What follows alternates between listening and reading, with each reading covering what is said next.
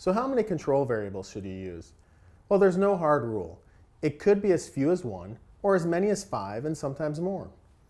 Having too many control variables is usually worse for an experiment than having too few. We'll go into the reasons why when we talk about how treatments and control units are selected in later lessons.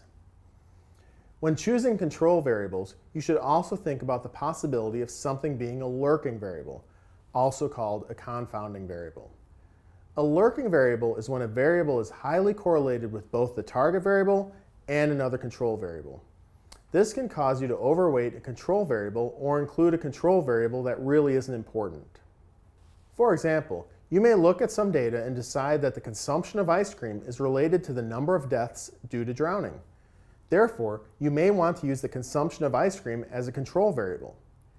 In reality, both the consumption of ice cream and the number of deaths due to drowning are related to temperature. Temperature is the lurking variable in this example. When controlling for the temperature, you can observe that there is no relationship between the consumption of ice cream and death from drowning. In general, lurking variables can be avoided by using sound logic and taking the time to think through your controlling variables.